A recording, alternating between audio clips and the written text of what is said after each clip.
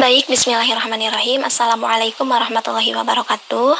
Teman-teman semuanya, sesuai jadwal pada malam kali ini, insya Allah kita akan berdiskusi melaksanakan kajian online bersama. Alhamdulillah pemateri sudah gabung di grup. Kami ucapkan terima kasih Pak sudah bergabung.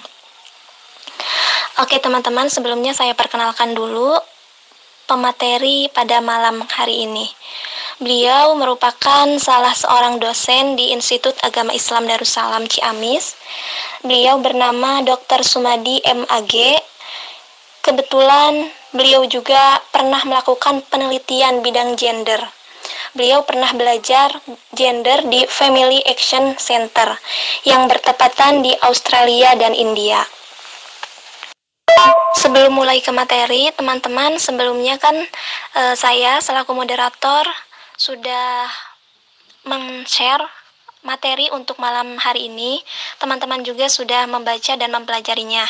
Nah, apabila nanti saat pemateri menyampaikan materinya ataupun teman-teman sudah membaca materi yang sudah saya sampaikan dan ada pertanyaan yang harus kita diskusikan, teman-teman langsung saja japri saya, kirimkan pertanyaannya dengan format nama dan pertanyaan. Terima kasih. Baik teman-teman, alhamdulillahirrabbilalamin wa bihi nasta'inu ala umri dunya waddin wa ala alihi wa sahbihi ajma'in amma ba'du. Rabbi shrah li sadri wa yassir li amri wahlul 'uqdatam min lisani yafqahu qawli amma ba'du. Alhamdulillah, sholawat beserta salam semoga terlimpah curahkan kepada baginda kita semua, Nabi Muhammad Sallallahu Alaihi Wasallam, kepada para sahabatnya, para tabiin tabiatnya, dan mudah-mudahan sampai kepada kita selaku umatnya. Amin ya rabbal alamin. Teman-teman, untuk mempersingkat waktu, marilah kita mulai diskusi kali ini dengan mengucapkan basmalah bersama-sama. Bismillahirrahmanirrahim. Untuk selanjutnya, saya persilahkan waktu dan tempat kepada Bapak pemateri yang terhormat Dr. Sumadi MAG. Waktu dan tempat kami persilahkan.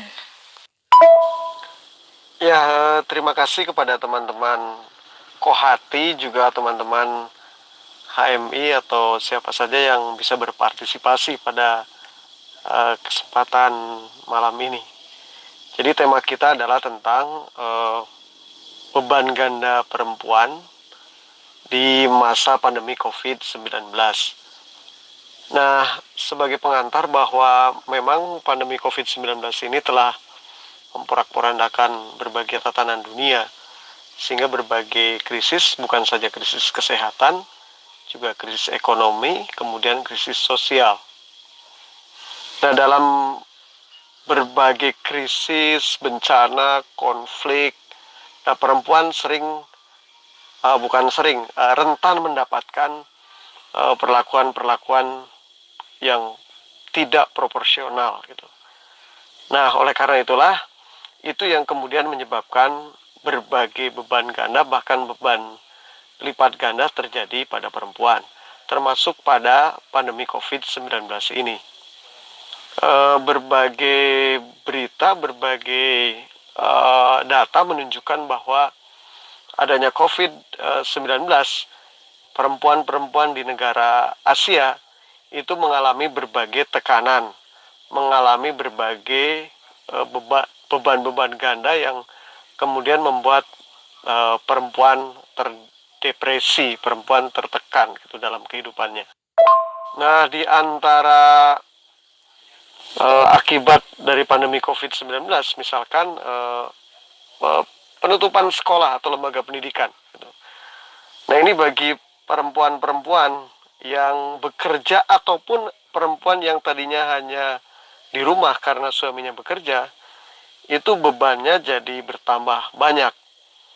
Nah, ibu-ibu, para perempuan itu cenderung lebih dekat kepada anak-anaknya dibanding laki-laki, sehingga para ibu itu selain harus mengurus berbagai urusan rumah tangga, dari mulai memasak, ya, menjemur, nyuci pakaian, gitu ya, ngurus rumah, kemudian nyuci piring, wah pokoknya sabri kegiatan, plus juga harus membimbing anaknya kadang-kadang seharian untuk belajar secara online atau secara daring dan menyelesaikan berbagai tugas anak-anaknya. Tentu ini sangat menguras tenaga perempuan, dan itu dianggap biasa, sementara laki-laki aktivitas seperti biasa. Saya kira kemudian yang kedua ya tenaga perempuan migran ya, itu juga mengalami beban ganda dari majikannya, tidak ada libur karena harus diam di rumah gitu dan terus-menerus. Kemudian juga pekerja perempuan kesehatan itu juga sama mengalami peran-peran yang berlipat ganda begitu. Begitu juga ya, sama juga perempuan-perempuan yang tadinya hanya ngurus rumah itu juga sama mengalami dampak itu. Saya kira kita langsung diskusi aja, ini sebagai pengantar, sehingga secara keseluruhan bahwa memang pandemi COVID-19 ini ya, dengan segala dampaknya, itu yang kemudian menjadikan para perempuan memiliki beban ganda yang berlebih, sampai juga pada tingkat kekerasan.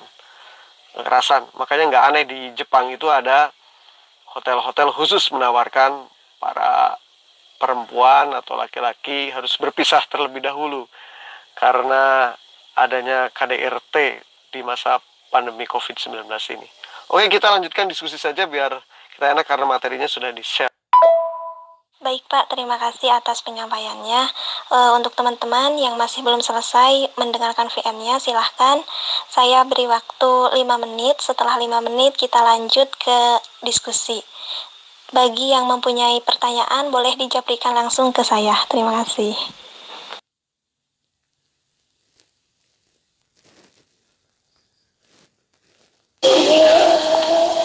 Nah, jadi konsep beban ganda itu sebetulnya konsep yang dikonstruksi oleh budaya, yaitu konsep yang berasal dari dualisme cultural. Ada konsep yang namanya peran domestik dan peran publik gitu, atau dalam bahasa lain ada peran tradisi, ada peran transisi.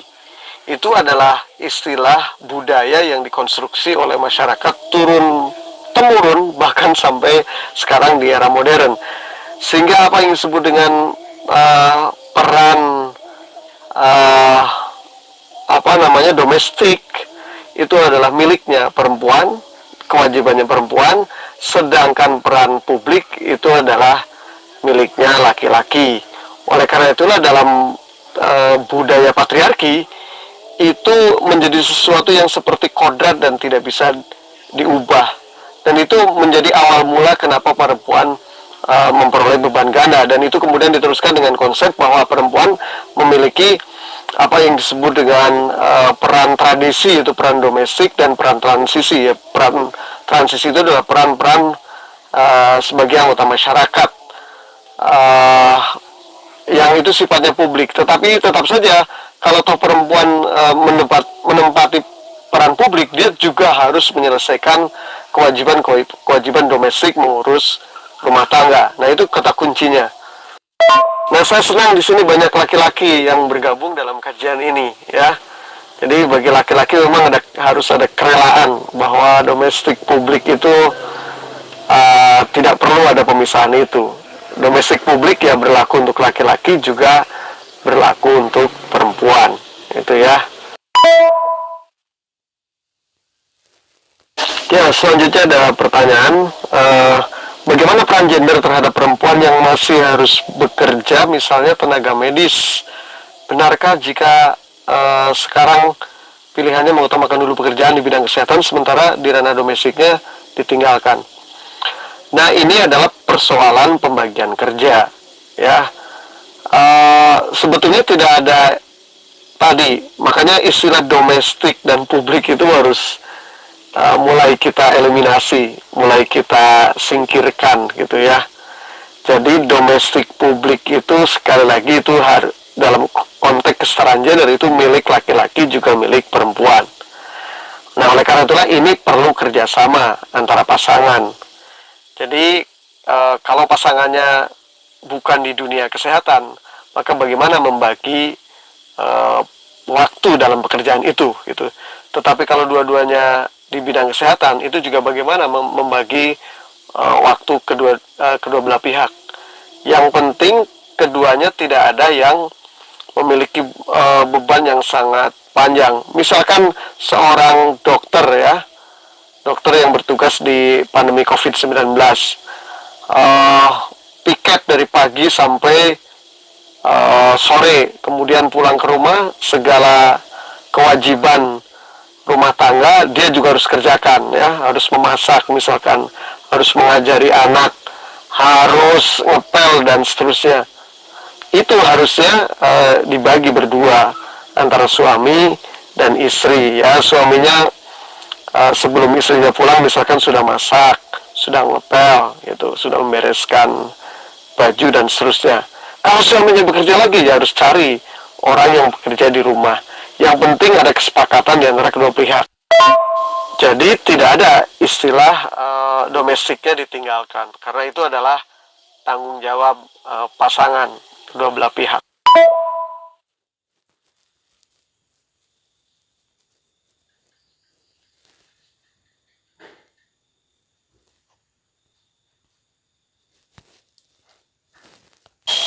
Ya, sebetulnya adanya penutupan sekolah itu betul, itu menjadi beban ganda para ibu-ibu karena anak-anak cenderung lebih dekat dengan ibu-ibunya dibanding dengan bapak-bapaknya.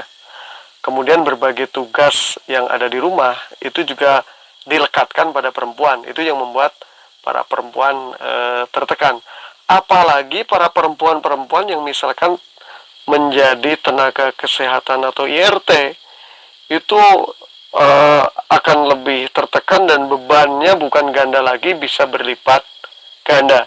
Misalkan dia harus bekerja di majikannya, tetapi kemudian begitu pulang ke rumah harus mengerjakan tugas-tugas yang sama lagi gitu.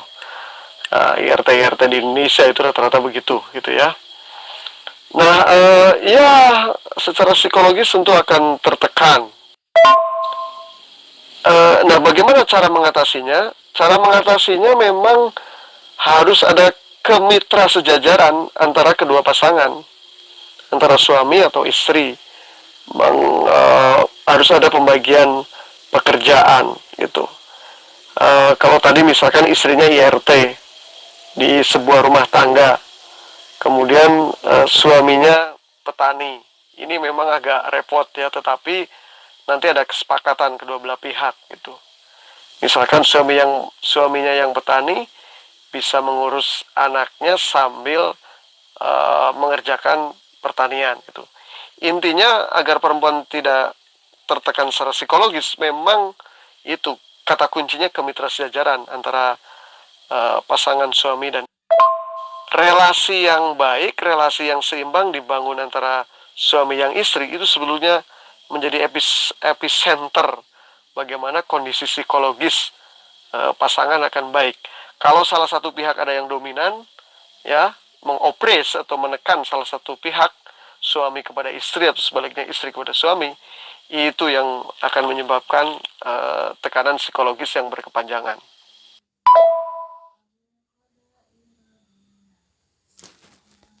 Iya, memang kita lemah datanya tentang KDRT selama pandemi COVID-19 ini. Tapi saya yakin pasti banyak akan terjadi KDRT, baik dilakukan oleh suami atau oleh istri. Karena tentu dengan stay at home terlalu lama, diam di rumah terlalu lama, maka itu juga akan menjadi tekanan psikologis tersendiri baik bagi suami, istri atau anak-anaknya. Maka kadang-kadang akan terjadi out of control yang menyebabkan terjadinya KDRT gitu. Nah, oleh karena itulah pemerintah mestinya membuat program-program yang menyenangkan. Jadi jangan terlalu banyak program-program yang misalkan anak sekolah di rumah tetapi kemudian terlalu banyak tugas gitu ya. Jadi program-programnya tidak menyenangkan. Kemudian yang kedua, pemerintah juga harus memberikan edukasi tentang pentingnya kemitra sejajaran antara suami dan istri. Baik suami atau istri tidak ada dominasi di antara keduanya, tidak ada yang teropresi, karena itu kata-kata kunci yang menjadikan terjadinya KDRT. Nah, selain itu, secara mandiri, keluarga-keluarga juga harus menyusun kegiatan-kegiatan yang variatif, ya. Ya, walaupun stay at home, tetapi masih bisa untuk ke kebun, gitu ya. Yang itu tidak ada kerumunan manusia yang jumlahnya banyak, gitu. Kemudian jalan ke lapangan olahraga dan sebagainya, karaokean di rumah, gitu. Itu bagian-bagian untuk mengusir tingkat-tingkat kejenuhan, tingkat-tingkat psikologis yang terdepresi, gitu. Nah, selain itu kita ya intinya harus punya manajemen stres atau stress management. Bukan artinya stres kemudian diminis, tetapi bagaimana agar kondisi psikologis kita tetap stabil, gitu. Dari mulai tadi ya, aktivitas yang bervariatif, mencoba berbagai eksperimen, ibadah, ya, itu juga bagian untuk mengurangi terjadinya tekanan stres yang mengakibatkan out of control anggota keluarga yang sehingga terjadi KDRT. Nah, sumber beban ganda bagi perempuan sebetulnya adalah, tadi saya sudah sampaikan, adalah budaya patriarki. Jadi budaya-budaya di berbagai daerah termasuk di kita itu memang masih menganut budaya patriarki. Budaya patriarki itu adalah budaya yang mengistimewakan laki-laki dan menomorduakan perempuan, gitu. Dan itu kemudian menyeruak ke berbagai wilayah, pendidikan, politik, agama. Nah, termasuk agama juga banyak nilai-nilai ajaran yang mengandung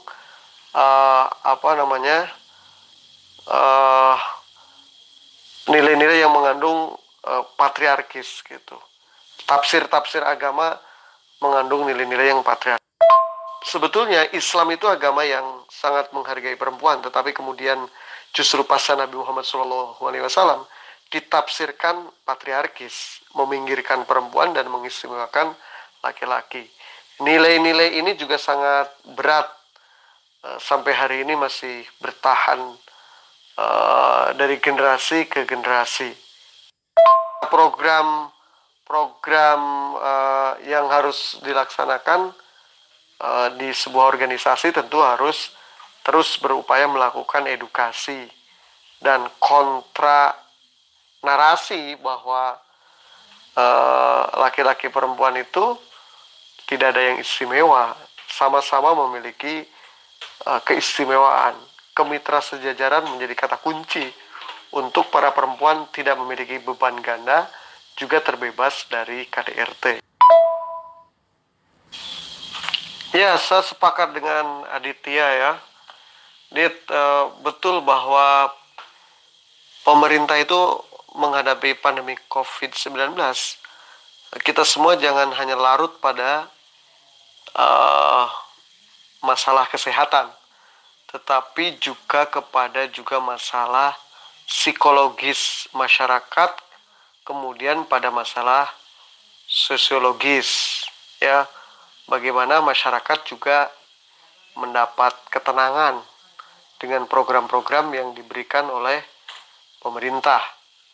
Kemudian juga saya sepakat bahwa pemerintah juga harus menyiapkan skenario besar bagaimana membangun ekonomi bagi masyarakat yang terdampak langsung akibat pandemi virus corona.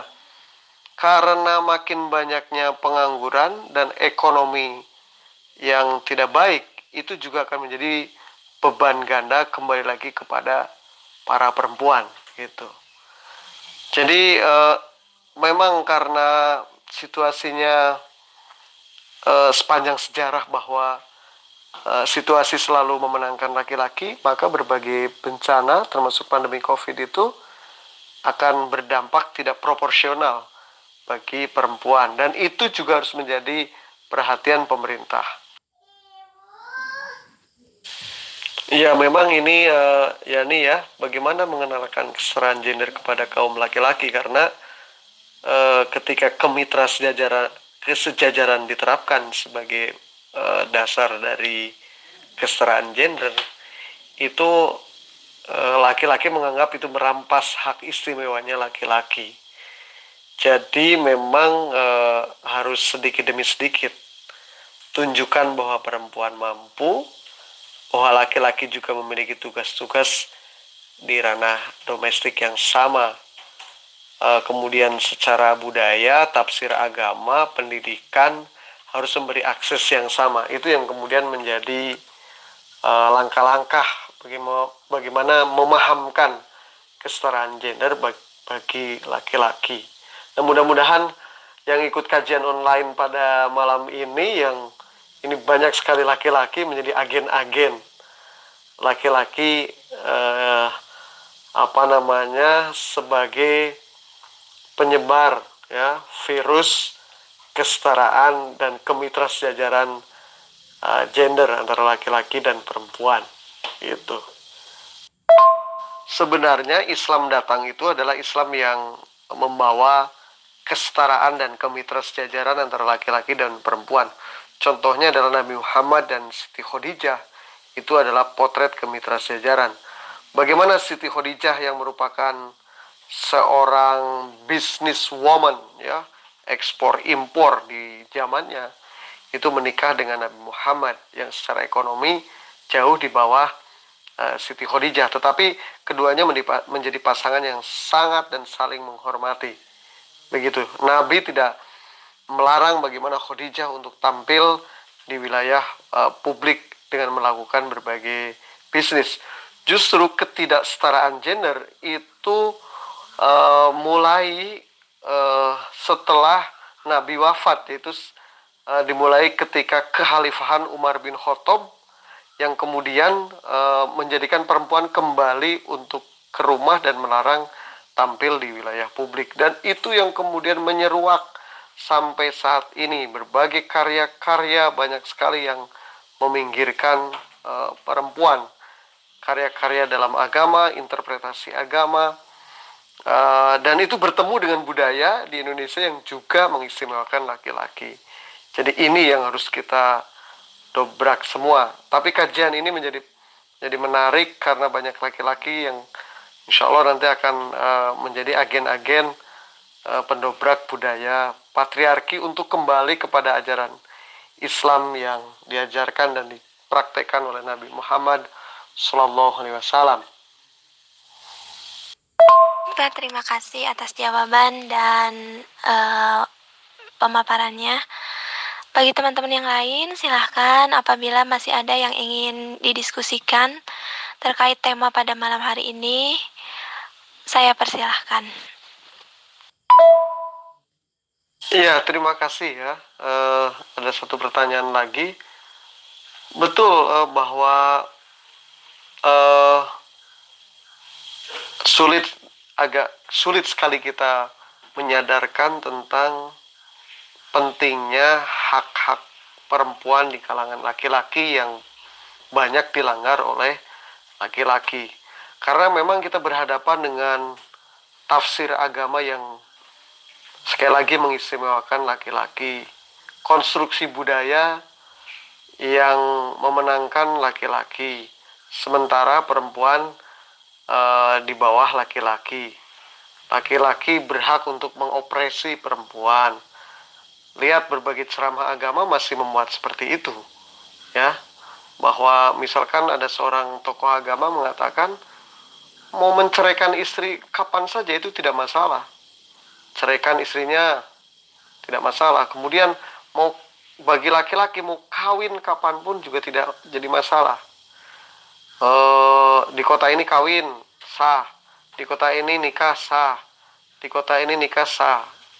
Pokoknya tidak lebih dari 4. Nah, itu contoh misalkan penjelasan-penjelasan dari kalangan agamawan yang itu justru followernya jutaan gitu.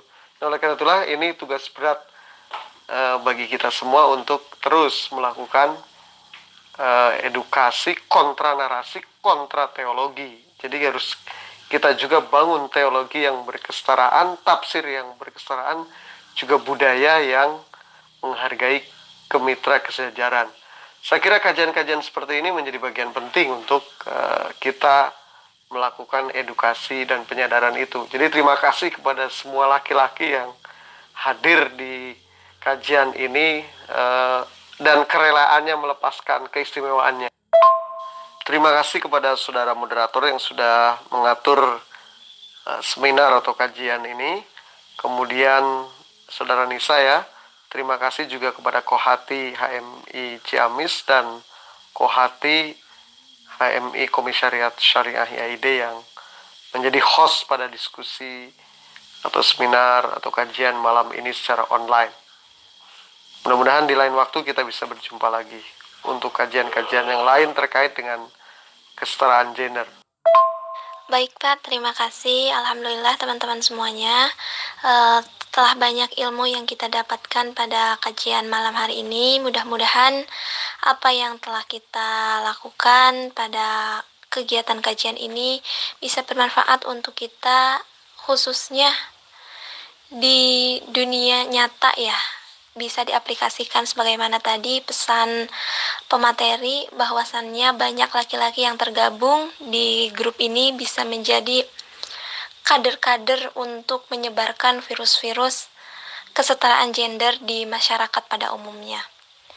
Terima kasih teman-teman yang sudah berpartisipasi, baik yang bertanya ataupun yang hanya menyimak, tapi mudah-mudahan ilmu dan esensinya itu dapat kita amalkan di kehidupan sehari-hari.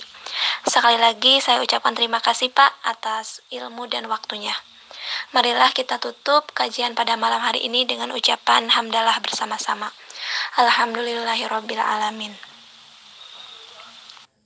Saya atas nama moderator dan tim penyelenggara kajian online ini, mohon maaf apabila dalam berjalannya kajian ini banyak sekali kekurangan ataupun kurang memfasilitasi teman-teman dalam kajian ini. Terima kasih. Wassalamualaikum warahmatullahi wabarakatuh.